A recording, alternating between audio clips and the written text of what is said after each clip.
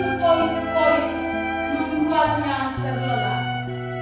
Tiba-tiba terdengarlah gemuruh disertai angin kencang yang membuatnya terbang. Ia gemetar ketakutan. Ketika hendak melarikan diri meninggalkan tempat itu, tiba-tiba terdengarlah suara itu berseru, "Emah ini, keluhmu telah kudengarkan. Aku akan membebaskanmu dan saudara-saudaramu dari malapetaka itu." Dengan keberaniannya, Emah ini bertanya, "Siapakah engkau sebenarnya?" Suara itu menjawab, "Aku adalah suara yang telah engkau." Emah ini bertanya lagi, "Apa yang harus aku lakukan?" Suara menjawab, "Anakku, kembalilah ke tempat ini besok pagi. Sebelum aku pergi, aku mengingatkan kepadamu, impianmu dan saudara-saudaramu akan tercapai jika engkau penuh dengan keikhlasan." Emah ini menjawab, "Apapun akan aku lakukan, termasuk mengorbankan nyawa." Kata suara itu, "Baiklah, aku pergi sekarang." Emah ini kembali dengan penuh semangat. Ia berharap waktu cepat berputar sehingga secepatnya ia bertemu dengan suara itu lagi. Keesokan harinya, ia tiba di hutan. Beberapa saat setelah ia tiba, terdengar gemuruh disertai angin yang kencang. Tiba-tiba terdengarlah suara itu berseru, "Anakku, apakah engkau sudah siap?" Jawab Emah itu, "Sudah kukatakan, apapun akan aku lakukan, termasuk mengorbankan nyawa." Suara itu menjawab, "Baiklah, bencana ini akan teratasi hanya dengan satu cara, yakni pengorbanan.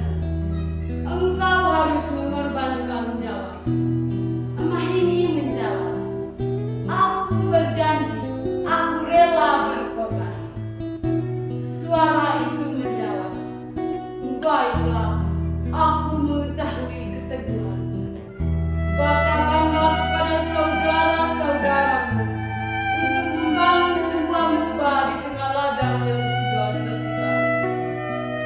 Pagi-pagi buta, sebelum fajar menyingsing, darahmu harus sudah mengalir di tengah ladang. Untuk itu, lehermu harus digoreng. Saudaramu laki-laki yang sulung atau yang bungsu harus melakukan hal itu." Jawab Emah itu, "Terima kasih suara yang agung. Aku akan melakukan apa yang telah engkau katakan." Suara itu menjawab, "Baiklah, aku pergi sekarang." Sekembalinya dari hutan, Emah ini memanggil saudara-saudaranya untuk berkumpul menyampaikan pesan. Seketika menyampaikannya, saudara-saudaranya tidak mau mengikutinya. Akan tetapi, Emah ingin terus mendesak dan mendesak. Akhirnya, saudara-saudaranya menurutinya. Mereka semua diliputi penuh kesedihan. Sekembalinya dari situ, mereka ke ladang. Pagi-pagi buta sebelum fajar menyingsing, Emah ini dan saudara-saudaranya mengelilingi mesbah. Emah ini merebahkan dirinya di atas mesbah. Untuk itu, saudara-saudaranya laki-laki yang sulung tidak bisa melakukan hal itu. Akhirnya, ia memberikan parang kepada saudaranya yang bungsu. Dengan keberaniannya, ia menebas leher Emah ini darah segarnya mengalir memenuhi sudut-sudut ladang. Setelah peristiwa itu, mereka kembali dan berkumpul di rumah besar penuh dengan kesedihan. Turunlah hujan seperti apa yang disampaikan oleh Emah. Setelah 7 hari mereka ke ladang, mereka terkejut melihat seisi ladang dipenuhi dengan tumbuh-tumbuhan seperti padi, jagung, jebamu, labu, dan lainnya. Mereka bersujud dan bersyukur dan berjanji akan membalas pengorbanan saudaranya Emah Hinggi dalam ritual membuka kebun hingga memanen hasil.